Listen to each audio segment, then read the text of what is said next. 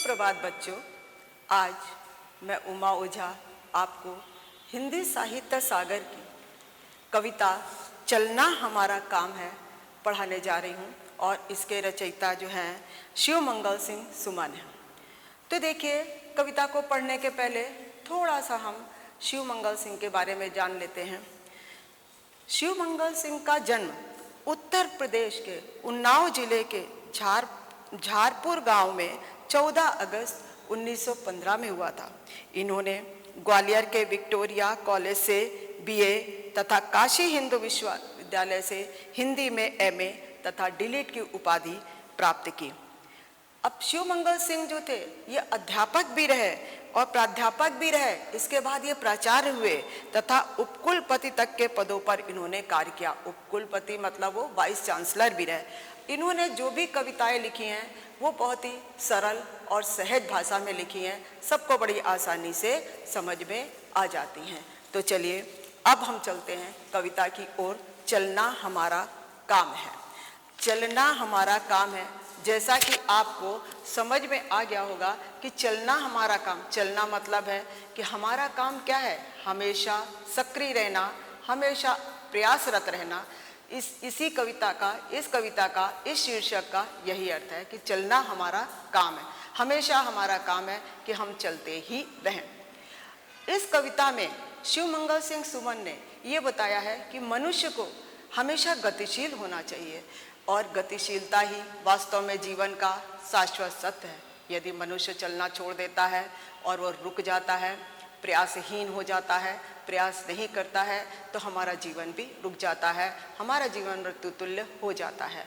मतलब यदि हम इस संसार में आए हैं तो हमको हमेशा ही अपने उद्देश्य की ओर बढ़ते रहना है, अपने लक्ष्य की प्राप्ति की ओर हमेशा बढ़ते रहना है, चलते रहना है। हार मान के हमको कभी भी बैठना नहीं है। रास्ते में चाहे कितनी भी मुसीबतें आए, कितनी भी कठिनाई आए, और उन सबको झेलते हुए, संघर्ष करते हुए जब तक हमें अपनी मंजिल प्राप्त ना हो, जब तक कि हमारा उद्देश्य हमें प्राप्त ना हो, तब तक हमें निरंतर प्रयास करते ही रहना है और हार मान के हमको कभी बैठना नहीं है। या जब हमें असफलता मिलती है कभी किन्हीं कार्यों में, तो हम दुख मना के हमको बैठना नहीं है, उस काम को अधूरा नहीं छोड़ना है। और कभी भी जब हम असफल हो जाते हैं किसी काम में, या फिर क्या होता है कि हमको हार मिल जाती है, तो फिर हम क्या होते हैं, ईश्वर को दोष देने लगते हैं कि अरे हमारे तो भाग्य में ऐसा ही है। तो इस कविता में कवि ने ये बताया कि हमको भाग्यवादी नहीं होना चाहिए। मतलब हमें ईश्वर को दोष नहीं देना चाहिए कि हमारे भाग्य में यही लिखा हुआ है, और यह कह के हम अपने उद्देश्य की ओर अग्रसर ना हो, अपने लक्ष्य को छोड़ दें और वहीं पे रुक जाए। मनुष्य को कर्मशील होना चाहिए, उसको हमेशा कार्य करते रहना चाहिए। उसको ईश्वर ने असीम शक्ति दी है, चलने की उसको ताकत दी है, तो फिर क्यों उसको हार मानना चाहिए। जीवन में उसके अंदर से उत्साह होना चाहिए, कभी भी किसी भी चीज़ में निराश नहीं होना चाहिए। इस कविता का यही उद्देश्य है और यही कवि ने बताने का प्रयास किया है। कई जगह उन्होंने अपने भी अनुभव बताए हैं। तो अब देखिए कविता पढ़ते हैं। चलना हमारा काम है। गति प्रबल पैरों में पड़ी, फिर क्यों रहूं दर दर खड़ा, जब आज मेरे सामने है रास्ता इतना पड़ा। जब तक न मंजिल पा सकूं तब तक मुझे ना विराम है, चलना हमारा काम है। एक बार और सुनिए। गति प्रबल पैरों में भरी, फिर क्यों रहूं दर दर खड़ा, जब आज मेरे सामने है रास्ता इतना पड़ा।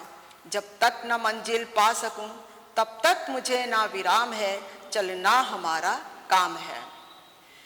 अब देखिए, ये जो पहली 4 पंक्तियां हैं, इनमें कवि ने क्या बताया। देखिए, गति प्रबल पैरों में भरी। गति मतलब होती है रफ्तार, चाल। प्रबल मतलब बहुत तेज, पैर मतलब पांव। फिर क्यों रहूं दर दर, दर दर मतलब हर दरवाजे पर या जगह जगह पर। तो कवि ये कह रहा है, जब हमारे पैरों में असीम ताकत है, चलने की रफ्तार से हम तेज रफ्तार से चल सकते हैं, हमारे पैरों में चलने की शक्ति है, तो फिर हम क्यों जगह जगह खड़े हो जाते हैं, क्यों जगह जगह आराम करने के लिए खड़े हो जाते हैं। जब आज मेरे सामने है रास्ता इतना बड़ा, जबकि हमारे सामने बहुत बड़ा रास्ता है। अभी हमें बहुत बड़ा रास्ता तय करना है, अपने उद्देश्य की पूर्ति के लिए बहुत आगे बढ़ना है, हमेशा प्रयासरत रहना है।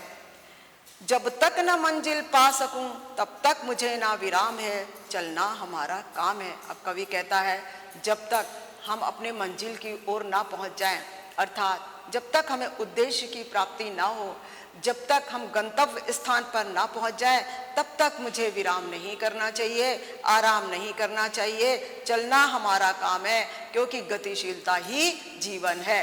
अगर हम इस संसार में आए हैं तो हमको हमेशा गतिशील रहना चाहिए, चलना ही हमारा काम है, निरंतर आगे बढ़ते रहना ही हमारा काम है।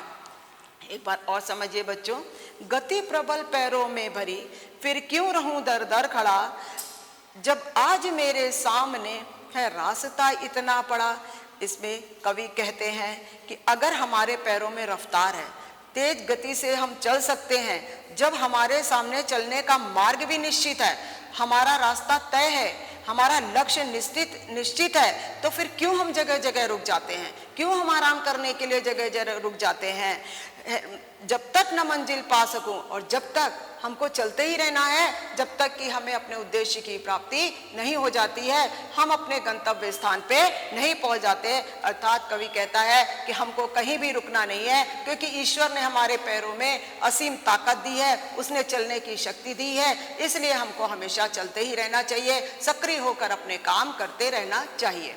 कभी भी विराम नहीं करना चाहिए, विश्राम नहीं करना चाहिए, कभी आराम नहीं करना चाहिए, या जगह जगह खड़े होके हमको अपना समय व्यर्थ बर्बाद नहीं करना चाहिए।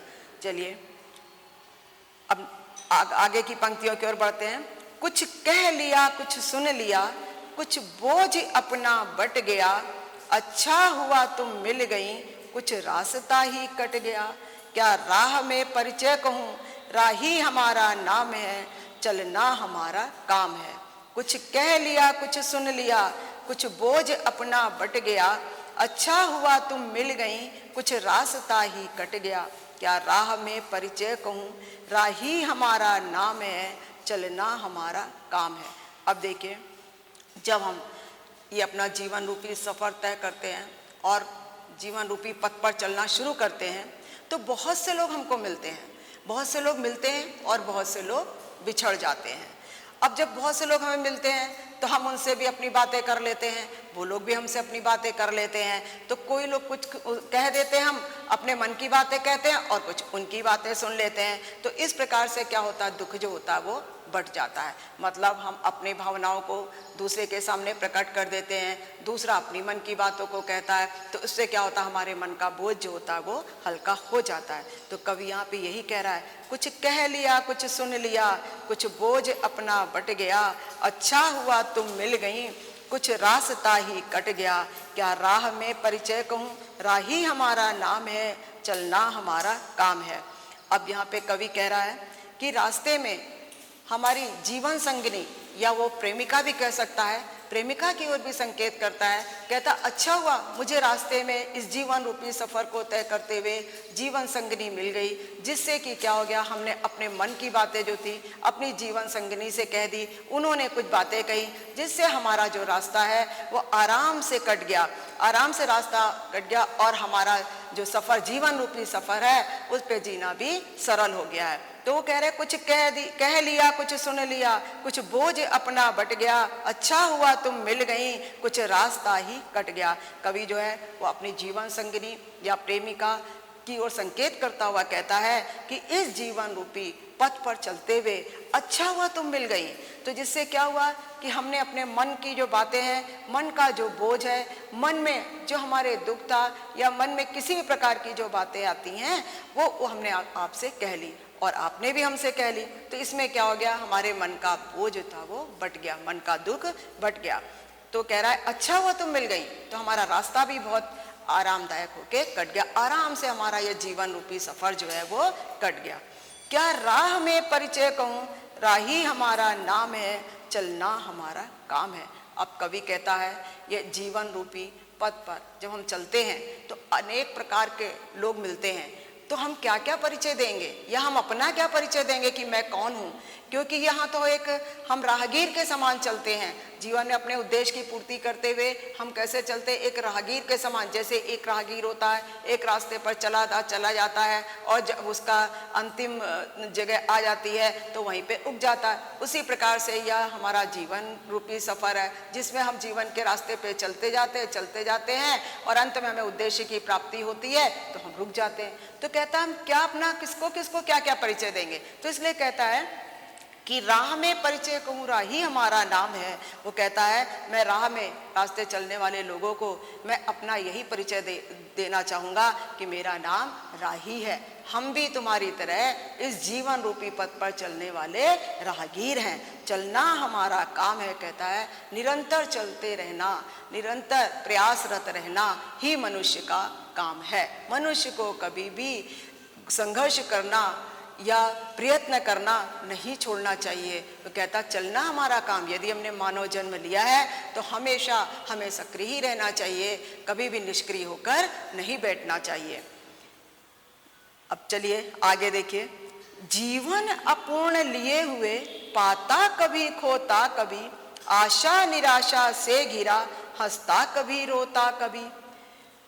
गतिमति न हो अवरुद्ध, इसका ध्यान आठों याम है, चलना हमारा काम है। जीवन अपूर्ण लिए हुए पाता कभी खोता कभी, आशा निराशा से घिरा हंसता कभी रोता कभी। गतिमति न हो अवरुद्ध, इसका ध्यान आठों याम है, चलना हमारा काम है। अब यहाँ पे कवि कहता है कि मानव जीवन जो होता है कभी पूर्ण नहीं होता है, वो हमेशा कैसा रहता, अपूर्ण रहता। क्यों? क्योंकि मनुष्य जो होता है वो उसकी एक अगर इच्छा पूरी होती है तो उससे वो संतुष्ट नहीं होता है, फिर वो अपना दूसरा लक्ष्य निर्धारित करता है, दूसरा पूरा होता है तो वो तीसरा लक्ष्य निर्धारित कर लेता है। इस प्रकार से मानव जो होता कभी भी संतुष्ट नहीं होता है, उसका जीवन हमेशा अपूर्ण बना रहता है। उसको लगता है मेरा जीवन अपूर्ण है। तो इस जीवन में आगे बढ़ते समय, अपने लक्ष्य को प्राप्त करते समय और मार्ग में चलते समय पाता कभी कभी उसको बहुत सारी चीज़ें हासिल भी हो जाती हैं और कभी कभी ऐसा होता है बहुत सी चीज़ें खो भी जाती हैं। ठीक है, बहुत से लोग उसको मिल जाते हैं और बहुत से लोग क्या होते हैं, बिछड़ जाते हैं। तो इस प्रकार से उसके मन में कभी आशा का संचार होता है तो कभी वो निराशा से घिर जाता है। जब उसको वस्तुएं प्राप्त हो जाती हैं, उसकी मनचाही चीज़ें प्राप्त होती हैं, उसको उसका उद्देश्य प्राप्त हो जाता है तो उसको और आशा बन जाती है आगे प्राप्त करने की। और जब उसको वो चीज़ें प्राप्त नहीं होती हैं तो क्या होता है, उसको निराशा होने लगती है और वह दुखी होता है। हंसता कभी रोता कभी। तो इस प्रकार से जब वो सफल हो जाता है तो क्या करता, हंसने लगता, खुश हो जाता। लेकिन जब अपने उद्देश्य में असफल हो जाता है तो वो क्या करता है, रोने लगता है।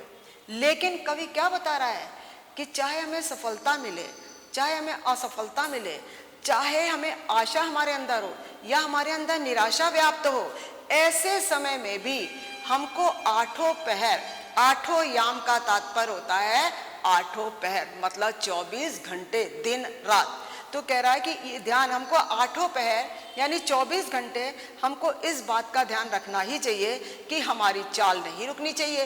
गति मति ना हो अवरुद्ध, मतलब गति और मति में कोई भी रुकावट नहीं होनी चाहिए। मति मतलब होता बुद्धि और गति मतलब है चाल।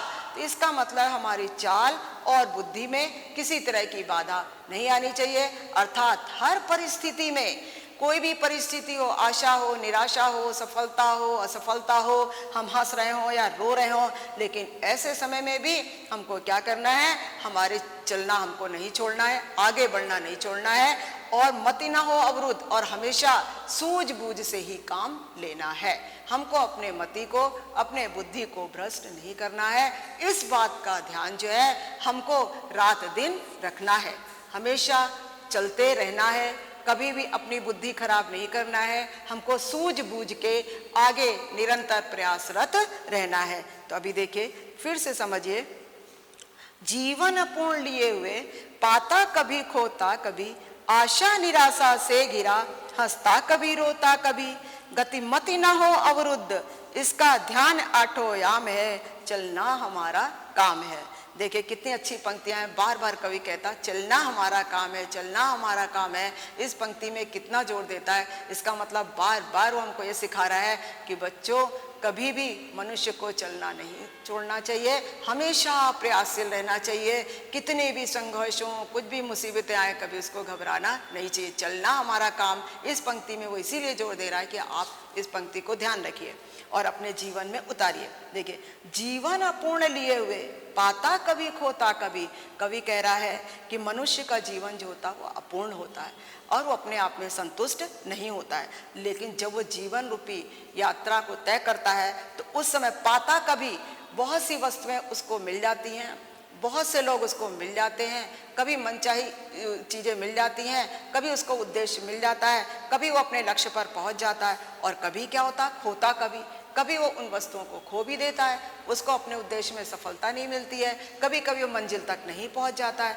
तो जब उसको उसकी मनचाही चीज़ें मिल जाती हैं तो उसके अंदर आशा का संचार हो जाता है, लेकिन जब चीज़ें नहीं मिलती हैं तो उसके अंदर निराशा हो जाती, वो निराश हो जाता है। लेकिन कवि यहाँ पे क्या समझा रहा है कि ऐसी निराशा की स्थिति में भी गतिमति ना हो अवरुद्ध, हमको चलना नहीं छोड़ना है, हमको अपनी बुद्धि से काम लेना है, सूझबूझ से हमको आगे बढ़ते ही रहना है। इस बात का ध्यान हमको रात दिन रखना है, अर्थात हमको हमेशा सोच समझकर आगे बढ़ते रहना ही है, चाहे मुझे आशा हो, चाहे निराशा हो, चाहे खुशी का पल हो और चाहे रोने का पल हो, दुख का पल हो। समझ में आया बच्चों? अब चलिए आगे बढ़ते हैं। इस विशुद्ध विश्व प्रवाह में किसको नहीं बहना पड़ा, सुख दुख हमारी ही तरह किसको नहीं सहना पड़ा। फिर व्यर्थ क्यों कहता फिरूं, मुझ पर विधाता वाम है, चलना हमारा काम है। अब देखिए बार बार कवि कह रहा है चलना हमारा काम है, हमको बहुत सारी चीजें बता रहा है और उसके उदाहरण स्वरूप बता रहा है, और उसके बाद फिर वो अंत में एक लाइन जोड़ता है कि चलना हमारा काम है, मतलब इसी बात पे जोर दे रहा। तो देखिए इस विशुद्ध विश्व प्रवाह में अब कवि हमको बहुत सारे उदाहरण दे रहा है। इस विशद मतलब बहुत बड़े, विश्व मतलब संसार, प्रवाह मतलब प्रवाह मतलब बहाव।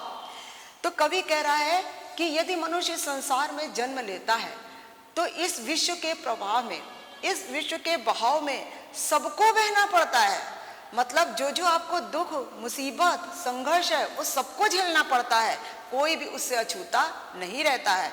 सुख दुख हमारी ही तरह किसको नहीं सहना पड़ा, मतलब हमारी तरह यदि हम ये सोचे हमारे ही जीवन में केवल सुख है या हमारे जीवन में ये दुख क्यों है, तो ऐसा नहीं है, सबको सहना पड़ता है। चाहे वो राजा हो, चाहे रंक हो, चाहे महापुरुष हो, कोई भी बड़े बड़े महापुरुष, बड़े बड़े लोगों को भी दुख सुख सहन करना पड़ा है। इस संसार में कोई भी उससे अछूता नहीं रहा है। तो कवि हमको उदाहरण द्वारा बता रहा है कि इस विशद विश्व प्रवाह में, ये इतने बड़े संसार में जब हम जन्म लेते हैं तो उसके बहाव में सबको बहना पड़ता है। मतलब क्या है, सबके जीवन में दुख सुख, आशा निराशा, सफलता असफलता, संघर्ष आते ही हैं और सबको सहना पड़ता है। लेकिन फिर क्या होता है जब हमारे जीवन में आता है, फिर व्यर्थ क्यों कहता फिरूं मुझ पर विधाता वाम है। तो कहता है लेकिन जब हमको कोई भी दुख हो जाता है या हमको किसी बात में असफलता मिल जाती है, हम अपने उद्देश्य में सफल नहीं होते हैं, हम लक्ष्य तक नहीं पहुंच पाते हैं, तो हम क्या कहने लगते हैं, अरे हमारे तो भाग्य में भी यही लिखा है, विधाता जो है, ईश्वर जो है वो हमसे विरुद्ध है, ईश्वर हमारे ऊपर नाराज है। तो कह रहा फिर व्यर्थ क्यों कहता फिरूं मुझ पर विधाता दाम, अपने लिए हम ऐसा क्यों कहें कि ईश्वर ने हमारे भाग्य में यही लिख दिया है कि ईश्वर जो हमसे नाराज है, भाग्य हमारा साथ नहीं दे रहा। व्यर्थ मतलब होता बेकार, विधाता मतलब ईश्वर, और वाम मतलब होता है विरुद्ध। तो जब हमको असफलता मिलती है, जब हमको दुख मिलता है, या हम बहुत दुखी होते हैं, या हम अपने लक्ष्य में सफल नहीं होते हैं, बार बार प्रयत्न करते हैं फिर भी हम असफल हो जाते हैं, तो हम बड़े दुखी होते हैं। उस समय हम क्या कहते हैं कि अरे ईश्वर जो है हमारे विरुद्ध है, हमारी तो किस्मत में ही यही लिखा है, और ये सोचकर हम हार मान के बैठ जाते हैं। तो इसलिए कवि हमको उदाहरण देता है, बहुत से लोगों के बारे में बताता है कि इस संसार में जितने भी लोग जन्मे हैं, कोई भी हो, राजा महाराजा ठीक है, महापुरुषों, कोई भी हो, अमीर गरीब, सबको इस संसार के बहाव में बहना पड़ा है। इस संसार में दुख सुख सबको सहना ही पड़ा है, सबको संघर्ष करना पड़ा है। फिर हम स्वयं के लिए ही क्यों दुखी हो जाते हैं कि हमारे भाग्य में यही लिखा है और विधाता हमसे नाराज है। हमको भी उस पर ध्यान नहीं देना चाहिए, हमको कर्मवादी बनना चाहिए, हमको अपने कर्म को करना नहीं छोड़ना चाहिए, चलना हमारा काम है। और फिर वो कहता है क्योंकि हम मनुष्य हैं, हमारा काम चलना है, गतिशील रहना ही जीवन है। देखिए आगे की पंक्तियां, मैं पूर्णता की खोज में दर दर भटकता ही रहा, प्रत्येक पग पर कुछ ना कुछ रोड़ा अटकता ही रहा, पर हो निराश क्यों मुझे, जीवन इसी का नाम है, चलना हमारा काम है। देखिए, मैं पूर्णता की खोज में, पूर्णता मतलब संतुष्टि, कोई ऐसी स्थिति आ जाए जब हम मनुष्य अपने आप को सोच ले अब हम पूर्ण संतुष्ट हो गए, अब हमें आगे कुछ नहीं करना। लेकिन ऐसा नहीं होता। मनुष्य जो होता है उसकी इच्छाएं तो हैं, कभी भी नहीं मरती हैं। एक पूरी होती तो दूसरी के लिए वो तैयार हो जाता है कार्य करने के लिए, और वो दूसरा लक्ष्य निर्धारित कर लेता है, आगे बढ़ता रहता है, हमेशा आगे बढ़ता रहता है। तो कहते हैं मनुष्य का जीवन कभी भी पूर्ण नहीं होता, वो चंचल स्वभाव का होता है, उसकी इच्छाएं जो है कभी नहीं मरती है और वो बढ़ता ही जाता है। तो मैं पूर्णता की खोज में दर दर मतलब दरवाजे दरवाजे जगह जगह, कहता है कवि कि जो मनुष्य है पूर्णता की खोज में वो ये सोचता है कब हमको पूर्ण रूप से संतुष्टि मिल जाए और कब हम पूर्ण हो जाएं, मतलब हमको पूरी संतुष्टि मिल जाए, ठीक है, पूरे रूप से सब उद्देश्यों में सफल होकर बैठ जाए। पर ऐसा नहीं होता, उसकी तलाश में वो जगह जगह भटकता रहता है, इधर उधर घूमता रहता है, प्रत्येक पग पर कुछ ना कुछ रोड़ा अटकता ही रहा, और वो पूर्णता की तलाश में अपने आप को संतुष्ट करने के लिए वो क्या करता है, जगह जगह जाता है, जगह जगह रुक जाता है। लेकिन हर पल पर क्या होता है, कोई ना कोई बाधाएं आ जाती हैं और वो उस पूर्णता को प्राप्त नहीं कर पाता है, वो संतुष्ट नहीं हो पाता है। पर हो निराश क्यों मुझे, जीवन इसी का नाम है। ऐसे समय में भी मुझे निराश नहीं होना चाहिए कि अरे हम पूर्ण रूप से संतुष्ट नहीं हो रहे हैं या हमारा जीवन पूर्ण नहीं हो रहा है। क्यों? वो बता रहा है कि जीवन तो इसी का नाम है। जीवन में कोई भी कभी पूर्ण रूप से संतुष्ट नहीं होता है, उसको कभी भी पूर्णता नहीं मिलती है। चलना हमारा काम है, बार बार वो इसी पंक्ति पे जोर दे रहा है कि चलना हमारा काम है, अर्थात मनुष्य को हमेशा चलते रहना चाहिए। उसे कभी ये नहीं सोचना चाहिए कि हम पूर्ण रूप से अब संतुष्ट हो गए, क्योंकि जिसकी संतुष्टि के लिए, जिस इच्छा की पूर्ति के लिए आगे बढ़ता है, तो वो इच्छा जब पूरी होती तो उसके सामने दूसरी इच्छाएं उसकी उत्पन्न हो जाती। इसलिए मनुष्य जो है कभी भी पूर्ण नहीं होता है, उसकी तलाश में वह व्यर्थ ही इधर उधर भटकता रहता है। लेकिन फिर भी हर पग पर, हर पैर पर थोड़ा आगे बढ़ने पर कोई ना कोई बाधाएं आ जाती हैं, लेकिन निराश नहीं होना चाहिए, कभी भी दुख नहीं होना चाहिए, क्योंकि जीवन तो इसी का नाम है। हम हमेशा पूर्णता की खोज में आगे बढ़ते हैं, संतुष्ट, अपने को संतुष्ट करने के लिए आगे बढ़ते जाते हैं, लेकिन वो हमको अगर नहीं प्राप्त होती है तो हमको निराश नहीं होना चाहिए, क्योंकि जीवन तो इसी का नाम है। जीवन में हमेशा चलते ही रहना है, चलना हमारा काम है, हमेशा हमें सक्रिय होना है, हमेशा प्रयासरत होना है। अपने उद्देश्य की प्राप्ति के लिए जीवन भर हमको संघर्ष करना पड़े तो भी हमें उससे घबराना नहीं चाहिए। अब देखिए, कुछ साथ में चलते रहे, कुछ बीच से फिर गए, पर गति न जीवन की रुकी, जो गिर गए सो गिर गए, चलता रहे हरदम उसी की सफलता अविराम है, चलना हमारा काम है। अब यहाँ पे कवि कहता है, जब हम अपनी इस जीवन रूपी यात्रा को करने की शुरुआत करते हैं, जब हम जीवन रूपी पथ पर चलते हैं, जब जीवन के रास्ते पर हम चलना शुरू करते हैं, अपने उद्देश्य की प्राप्ति के लिए हम प्रयास करना शुरू करते हैं, तो जब हम चलते हैं उस समय बहुत से लोग जो हमको मिलते हैं, मतलब बहुत उस रास्ते पे हमको अनजान लोग भी मिल जाते हैं। लेकिन क्या होता है, कुछ तो है वो साथ में चलते हैं और कुछ जो होते हैं वो बीच से फिर गए, वो बीच में ही हार मान लेते हैं, क्योंकि उनको लगता है कि उस लक्ष्य को हम नहीं प्राप्त कर पाएंगे, इसलिए फिर भी वो क्या करते हैं, हार मान के ही रुक जाते हैं।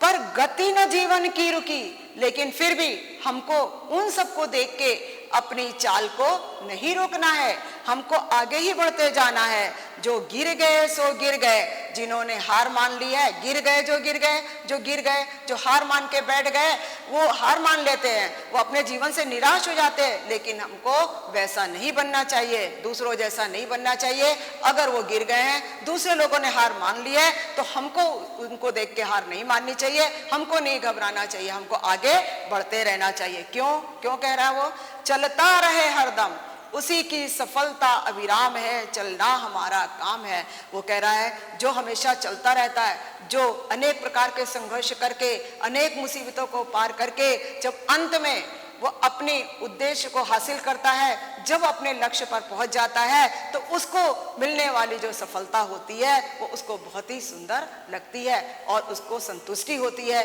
कि इतने प्रयास करने के पश्चात, इतने संघर्ष करने के पश्चात जब अनेकों लोग जो हैं हार मान गए, अनेकों लोग निराश हो गए और वो बैठ गए, लेकिन हम बराबर उस मार्ग पर चलते रहे, तो आज मुझे हमारे लक्ष्य की प्राप्ति हो गई और हमको सफलता प्राप्त हो गई।